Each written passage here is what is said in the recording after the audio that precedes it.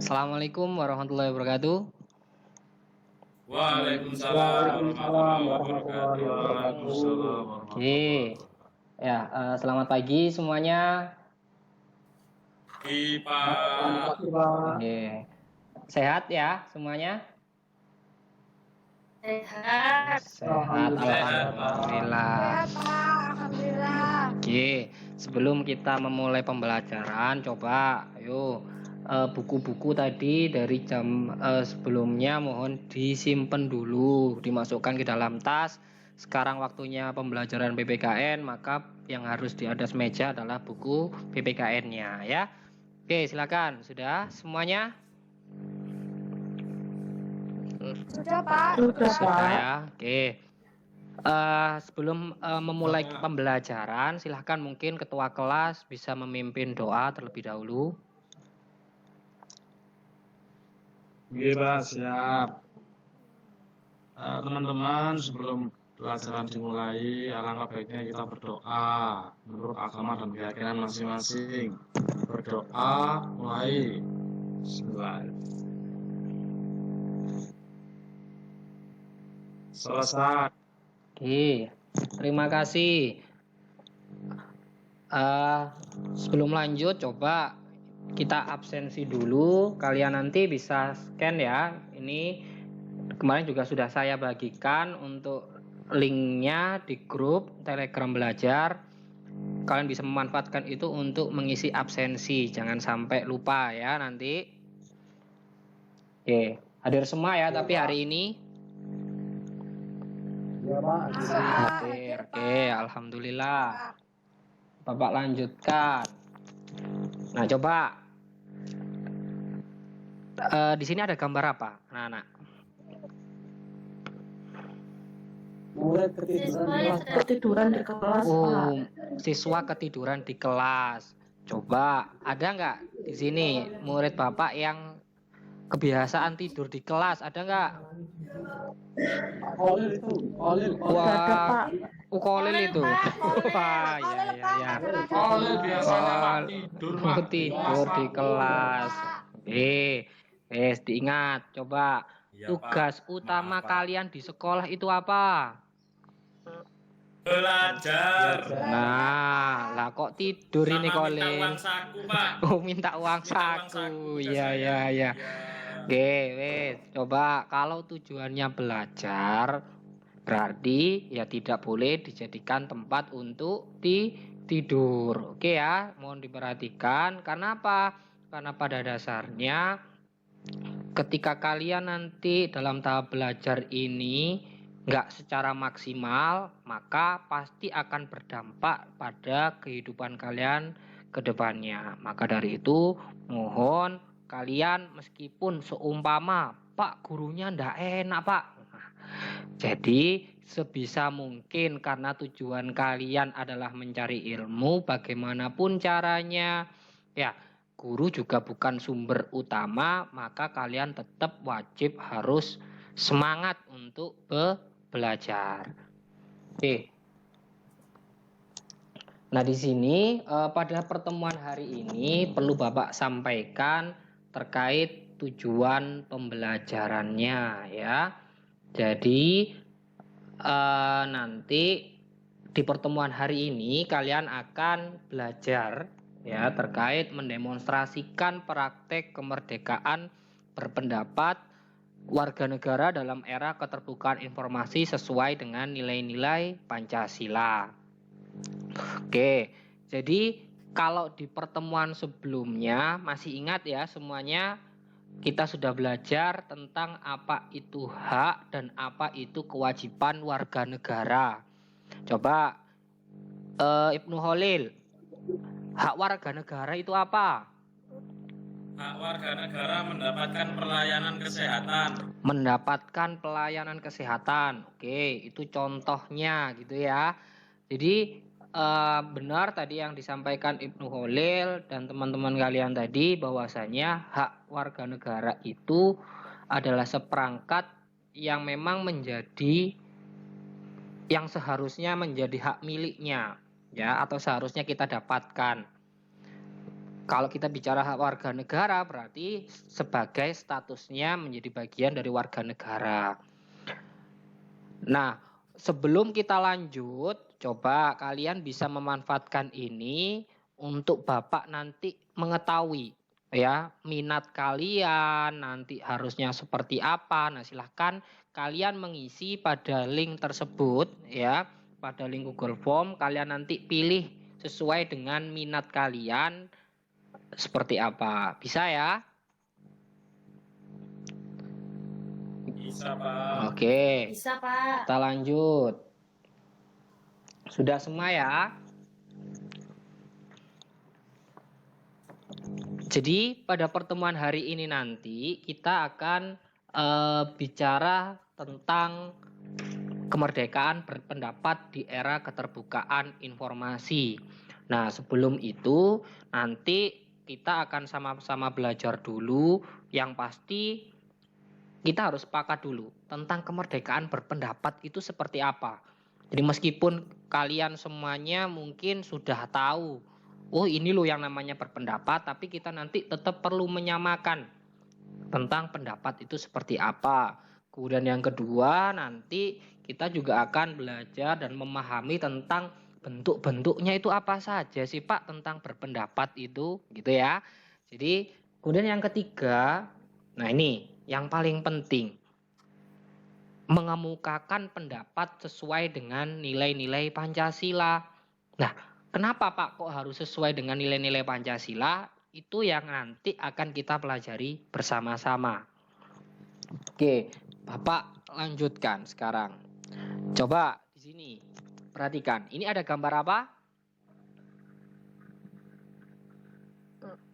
Siswa presentasi, Pak. Presentasi. Oke, coba. Mungkin semuanya di sini, semua warga kelas pernah ya mengalami peristiwa ini?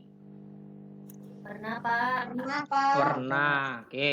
Gimana perasaannya ketika kalian seumpama baru pertama kali dulu ditunjuk oleh gurunya untuk berbicara di depan kelas? Nervous. Oh, Grogi, nervous, Pak. grogi. Oke. Keringat dingin, Pak. Oh, keringat dingin. Bagus. Jadi terkadang ya memang saya dulu sebagai guru juga sama belajar. Ngomong di hadapan puluhan siswa saja sudah keringat dingin. Dari rumah belajar 60 menit, nyampe di depan siswa 10 menit. Nah, itu hal yang wajar bagi kita yang namanya belajar. Gak semuanya memang diberikan kesempatan, punya keahlian untuk berbicara di depan umum. Lalu bagaimana Pak caranya? Ya, kalau seumpama saya ini pemalu dan lain sebagainya, apakah saya tidak memiliki hak untuk kemerdekaan menyampaikan pendapat? Oke. Nah, coba sekarang kalian amati pada gambar ini. Ada dua gambar. Yang pertama di situ ada aktivitas mungkin sering kita mengenalnya dengan vandalisme. Apa vandalisme itu?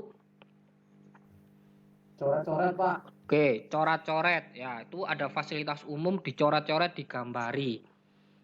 Ya, kemudian ada juga di situ orang yang melakukan unjuk rasa sampai menimbulkan kekisruan ya, tawuran dan sebagainya.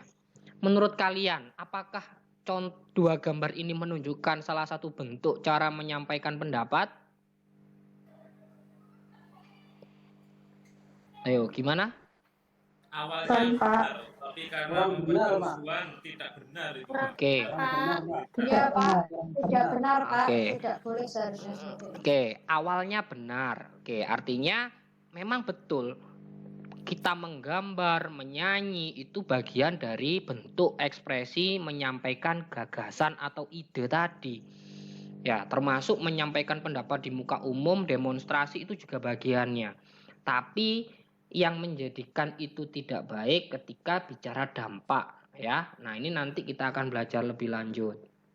Oke, di sini kalian bisa amati berdasarkan dalam Undang-Undang Nomor 9 Tahun 1998 di situ disebutkan bahwasanya kemerdekaan menyampaikan pendapat itu adalah hak setiap warga negara ya untuk menyampaikan secara lisan, tulisan dan sebagainya dengan bertanggung jawab. Itu yang harus diperhatikan. Jadi nggak boleh bebas, itu sebebas-bebasnya, tetapi tetap harus ada aturannya. Nah, kembali, apa Pak kemudian bentuk menyampaikan pendapat itu? Nah, di sini coba ada dua peristiwa. Ada orang menulis, itu juga bagian dari ekspresi diri. Mengketik, ya orang ngetik di situ juga bagian dari ekspresi diri. Apakah kalau disuruh milih, kalian sekarang lebih nyaman mana sih mengekspresikan diri itu dengan menulis atau melakukan ngetik kayak? Mengetik, Pak. Ngetik, Pak. Oh, Ngetik, Pak. lebih mudah itu ya. Artinya kalian sudah memanfaatkan teknologi gitu ya. Kemudian yang kedua, lebih mudah mana sih menyampaikan pendapat secara langsung, demo dan sebagainya dengan menyampaikan, mengutarakan pendapat, mengkritik melalui media atau HP yang kita miliki? Melalui media sosial, Pak. Melalui media sosial. Iya, Pak. Oke. Lebih mudah, Pak. Lebih mudah. Ya, enak kan ya, nggak panas-panasan ya. Pak. Oke. Nah, coba ini salah satu bentuk. Kalau tadi ada beberapa contoh yang sudah muncul. Nah, ini ada salah satu juga sebagai alternatif menyampaikan pendapat secara langsung di dalam sebuah forum.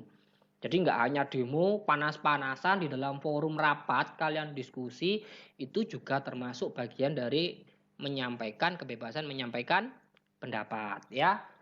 Kemudian ada juga, nah ini nanti diperhatikan ya.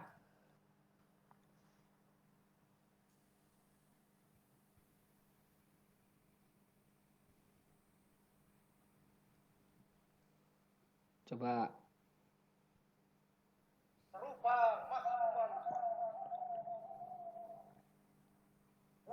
mengantarkan perjalanan kecapi dalam suara sunyi menyerupi bubuh dan kecapi membaur menyatu dalam suara terluka melukai luka-luka menganga akibat ulah manusia. Oke, saya lanjutkan. Jadi itu satu contoh, ya. Jadi satu contoh saja bentuk cara menyampaikan pendapat itu nggak hanya secara langsung. Ya, kita bisa mengekspresikan dengan cara ditulis dulu, kemudian nanti diekspresikan dengan mimik wajah, dengan ekspresi tubuh. Itu juga bagian dari menyampaikan pendapat. Nah, termasuk ini juga boleh mural, tapi yang perlu diperhatikan di mana tempatnya. Ya, sudah mendapatkan izin atau belum. Nah, ini juga harus diperhatikan, nggak boleh kita nanti coret-coret sembarangan tempat. Tapi sebenarnya kalau kita dilihat dan mengamati, ini kan simple, sederhana, kritikannya dapat, ya kan? Menarik, benar apa tidak? Benar. Betul, Pak. Oke, ya. Ya, Pak, Tapi betul. perlu diperhatikan dalam menyampaikan pendapat itu tidak boleh seenaknya sendiri di sembarang tempat juga, ya. Oke. Nah, ini ada contoh lagi, ada yang namanya komik digital. Ya. Ada poster. Ya. Nah, ini ada infografis. Bedanya apa, Pak? Kalau ini memuat data informasi di dalamnya. Ya, ini juga bagian dari ekspresi ide kreasi, ya. Oke. Coba perhatikan videonya.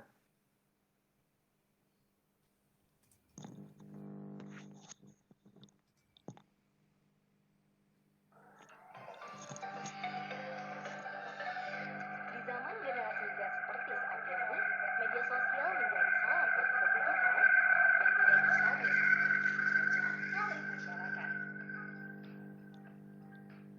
Media sosial mengajak siapa saja tertarik untuk berpartisipasi dengan memberi kontribusi dan feedback secara terbuka, memberi komentar, serta membagi informasi dalam waktu yang cepat dan tidak terbatas. Media sosial sendiri kini menjadi salah satu hal yang tidak bisa dilepaskan begitu saja dari kehidupan sehari-hari. Mulai dari anak-anak, remaja, sampai orang tua.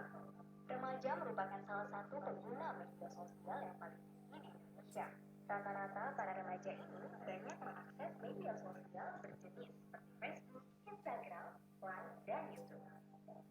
Lalu, apa saja sebenarnya yang menyebabkan para remaja ini tertarik menggunakan media sosial? Kehadiran media sosial itu memberikan kemudahan para remaja untuk berinteraksi, mencari teman, melakukan eksplorasi berbagai informasi. Karena masa remaja mereka punya rasa ingin tahu yang luar biasa, sehingga media sosial menjadi salah satu wahana mereka untuk bisa berekspresi dan mencari informasi. Oke, coba.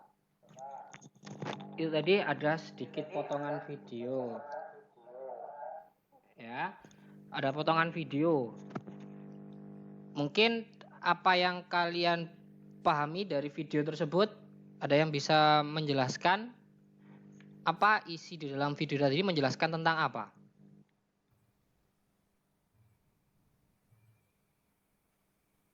Silakan. Ada?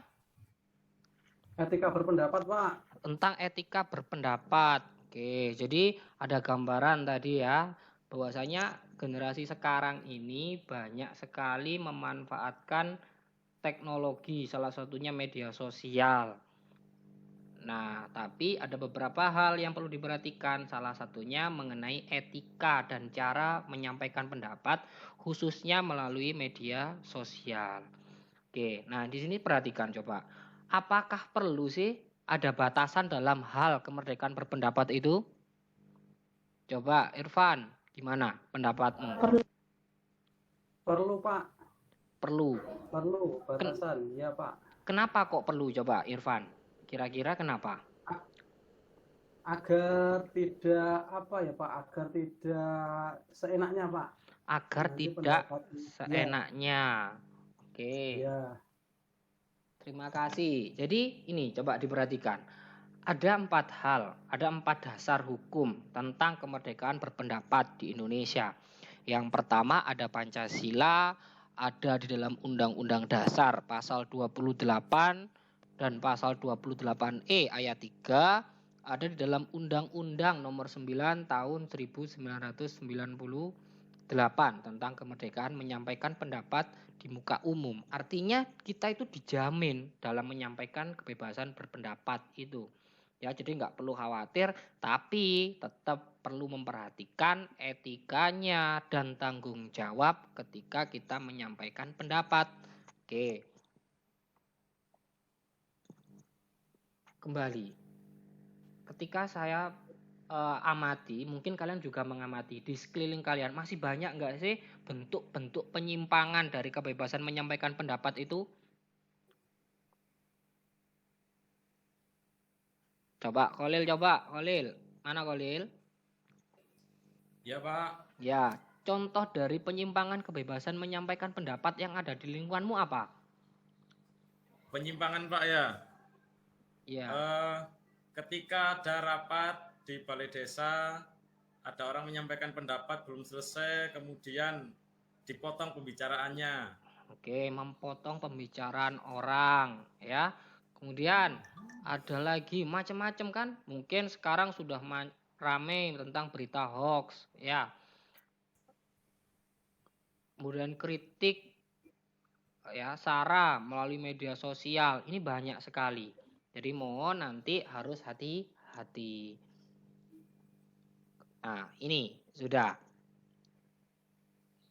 Kita masuk dalam proses kegiatan intinya nanti anak-anak semuanya untuk bisa menjawab. Tadi kan pada tujuan pembelajarannya kalian dapat mendemonstrasikan bentuk menyampaikan pendapat. Ya. Dengan permasalahan-permasalahan yang muncul, ya, kira-kira apa yang bisa kalian lakukan? Minimal memberikan contoh sikap tindakan yang baik dalam menyampaikan pendapat sesuai dengan eranya kalian. Kalau eranya kalian sekarang teknologi, perkembangan teknologi, ya gimana caranya menyampaikan pendapat yang baik dan benar dengan memanfaatkan teknologi itu. Oke, ya, dari sini bisa dipahami ya semuanya. Bisa, Bisa, Pak. Pak. Bisa. Bisa. Oke, ya jadi Bisa, Pak. nanti Bisa. ada 4 tahap yang perlu kalian lakukan. Yang pertama yaitu nanti kalian Bapak arahkan untuk membuat desain produknya atau karya kalian sebagai wujud menyampaikan pendapat tadi. Ya, setelah itu kalian juga diarahkan untuk membuat jadwal penyusunannya. Gimana langkah-langkah kalian tadi membuat sampai jadi produk, ya. Kemudian yang ketiga, kalian nanti pembuatan produknya, proses pembuatan produk. Yang keempat, yang ketiga tadi yaitu penyusunan laporan dan pengumpulannya. Jadi laporannya nanti dikirim dan kalian terakhir yaitu melakukan presentasi, ya. Oke. Jadi tetap tujuannya Adi adalah untuk menjawab ini, apa yang bisa saya lakukan. Nah, sekarang coba di kelas mohon dibagi ya menjadi 4 kelompok. Silahkan dibagi secara merata, nggak harus dengan kelompok yang sama di setiap minggunya. Kalian bisa tukar atau berganti kelompok dengan anggota yang lain ya. Bisa ya? Bisa, Pak. Oke, silahkan. Sudah? Sudah, Pak. Oke ya. Jadi Saya masing-masing. kelompoknya Erik. Oke. Jadi sudah berapa anggotanya sudah lengkap ya? 5 sampai 6? Sudah. Sudah, Pak. Oh, sudah. Sudah, Pak, lengkap. Sudah. Sudah, Pak. Tapi saya tidak mau satu kelompok sama Ibnu, Pak. Wah, lu nggak boleh gitu Ya ya. sudah, saya satu kelompok sama Linda saja. Oh Saya. ya wes. Sama, semuanya Erik itu tidak sama, mau nggak menerima boleh perbedaan, Erik itu. membeda-bedakan ya, nggak boleh Erik tidak mau menerima membeda-bedakan. perbedaan, Pak. Lah ya wes, nanti ada nilainya sendiri itu ya. Jadi tolong sebagai siswa, apalagi kita sebagai pelajar Pancasila nggak boleh ya membeda-bedakan teman. Ya, kita lanjutkan. Nah, di sini petunjuk kalian ini ya, Bapak bagikan LKPD-nya dulu, silakan diamati ya, kalian amati langkah-langkahnya, langkah kerjanya bagaimana. Sudah ya? Bisa dipahami ya langkah-langkah ini? Bisa, Pak. Iya, Pak. Bisa. Bisa. Oke, jadi setelah itu silahkan kalian nanti ya menyusun jadwal. Ya, jadwalnya dibuat apa tahap-tahapannya termasuk kerangka proyeknya sesuai pada lampiran kedua. Ya, nanti karena anggota kelompoknya ada 5 sampai 6 orang, silahkan dibagi tugas siapa yang nanti mengerjakan proyeknya atau hasil karyanya, siapa yang nanti menyusun laporan. Kenapa? Karena di sini perhatikan Bapak memberikan batasan waktu ya. Kalian nanti harus selesai tepat 20 menit. Ini harus menjadi acuan. Jadi karyanya saya bebaskan, kalian mau membuat apapun, yang terpenting dalam waktu 20 menit harus sudah selesai. Ingat ya. Oke, jadi Baik, Pak. nanti itu yang perlu Iya, diperhatikan. Pak. Siap. Dicatat semua tahapannya loh ya, jangan lupa nanti kemudian kalau sudah jadi produknya silahkan dikirimkan melalui grup. Nah, kalau masih bingung, di sini Bapak menyediakan beberapa referensi bentuk karya. Kalian bisa melakukan scan ya pada barcode ini atau melalui link Google Drive nanti Bapak kirimkan melalui grup Telegram. Bisa kalian lihat di situ ada beberapa bentuk cara pembuatannya biar mudah. Ya, bisa dipahami ya? Bisa, Pak. Oke. Bisa, Pak. Oke, sebelumnya sebelum Bapak lanjutkan, mungkin ya ada kendala dulu yang kalian hadapi. Ada kendala nggak? Pak. Belum Bisa ya? ada, Pak. Oke, ada. belum ada. Ini punya saya sudah hampir selesai, Pak. Hampir selesai, pinter sekali ya. Ayo silakan, kelompok yang lain juga harus cepat. Waktunya sekarang tinggal 5 menit lagi ya. Harus ingat-ingat ya, 5 menit. Iya, Harus Pak. tepat waktu. Ya. Itu Erik nggak mengerjakan Pak Erik, Pak. Erik cuma tidur-tiduran Pak, nggak mengerjakan Ah, Pak. itu ya. Ya, nanti itu. Nanti ada nilainya sendiri ya. Ingat, kekompakan dalam sebuah kelompok itu ada penilaiannya sendiri, ada penilaian kelompok ya, diingat-ingat, harus kompak, harus semuanya bekerja, dibagi rata ya. Oke, kalau semuanya sudah dikirim semuanya Iya, ya ke Pak. grup. Sudah, siap Sudah. diinformasikan Pak. Siap, oke. Nah, coba kalau begitu silahkan masing-masing kelompok melakukan presentasi kalau sudah. Ya, nanti Bapak tampilkan hasil karyanya. Silakan. Saya dulu Pak. Siap, monggo, silakan. Terima kasih. Assalamualaikum warahmatullahi wabarakatuh. Saya perwakilan dari kelompok 3 akan mempresentasikan hasil kerja kelompok kami tentang pandai bermedia sosial. Oke. Sekian presentasi dari kelompok kami. Terima kasih. Assalamualaikum warahmatullahi wabarakatuh. Waalaikumsalam warahmatullahi wabarakatuh. Oke, bagus ya. Jadi dari hasil karyanya tadi terlihat sudah rapi ya, pemilihannya sesuai dengan waktu yang terbatas, mampu membuat sebuah karya sebagai salah satu bentuk menyampaikan pendapat. Oke, kelompok selanjutnya. Saya Pak. Kelompok saya Pak. Gantian, ayo nggak boleh rebutan. Saya ingin menanggapi kelompoknya Pak Kolil. Oke, silakan. Kolil itu Pak. Silakan kalau mau menanggapi. Baik, terima kasih. Mohon izin Pak Wahyu, mohon izin teman saya atau Ibnu Kolil dan kelompoknya. Untuk kelompok 3 pertanyaannya tolong diperjelas, jawabannya tadi tolong diperjelas lagi karena saya masih belum paham terkait masalahnya. Oke, silakan. Bagaimana tanggapannya? Iya Pak, kelompok kami akan menanggapi pertanyaan dari kelompoknya Erik. Kelompok kami akan menjelaskan bahwasannya meskipun isi dari karya kami ini mengkritik tetapi tidak secara spesifik ditujukan pada pihak atau orang tertentu. Sehingga harapan kami tidak untuk menyinggung orang lain. Selain itu, kemudian pemilihan kalimat yang kami gunakan tetap memperhatikan norma yang ada. Itu Pak jawaban kami. Terima kasih. Bagus ya. Terima tangan untuk semuanya. Coba kalau bagi kelompok yang menanya. Jadi perlu diperhatikan juga. Oke, jadi perlu diperhatikan untuk anak-anak semuanya. Setiap kritikan, setiap masukan yang kita berikan ya harus memberikan nilai dan pemahaman yang baik ya. Oke, sebelum Bapak akhiri, mari kita tarik kesimpulannya bersama-sama. Coba salah satu mungkin bisa mengambil kesimpulan. Hari ini tadi kita sudah belajar tentang apa saja? Saya Pak. Ya, silakan. Setiap kebebasan mengemukakan pendapat harus sesuai dengan nilai Pancasila supaya tidak menyinggung atau menyakiti orang lain. Oke, bagus. Jadi itu ya, jadi benar yang disampaikan Ibnu Khalil tadi bahwasannya setiap kita menyampaikan pendapat harus tetap memperhatikan nilai dan norma yang ada di dalam masyarakat itu sendiri. Oke, baik anak-anak. Sekarang kita masuk tahap berikutnya yaitu merefleksi kegiatan pembelajaran pagi hari ini. Coba gimana dari media-media yang Bapak munculkan tadi? Kalian seneng apa enggak?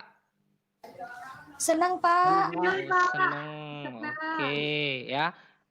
Gimana? Senang Pak, senang. Sudah tahu ya cara dan karya yang kalian buat tadi sebagai wujud dari ekspresi menyampaikan pendapat?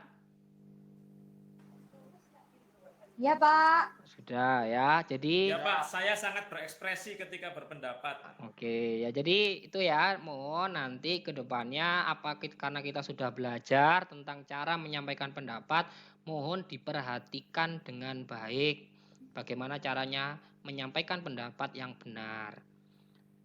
Oke, sebelum saya akhiri, silahkan kalian nanti buka link di Telegram ya, sudah saya kirimkan. Di situ ada asesmen formatif, ada beberapa soal yang bisa kalian kerjakan. Bapak kasih waktu 5 menit ya untuk mengerjakan. Silakan. Sudah ya? Ya, Pak. Sudah selesai, Pak. Oke, siap. Sudah selesai, Pak. Pinter Sudah. semuanya. Baik, kalau begitu sebelum Bapak tutup ada sebuah pantun ini ya. Coba perhatikan ya. Burung dara, burung cendrawasih, terbang dulu ke Pulau Papua. Cukup sekian, terima kasih. Semoga bermanfaat untuk kita semua. Assalamualaikum warahmatullahi wabarakatuh. Waalaikumsalam warahmatullahi wabarakatuh.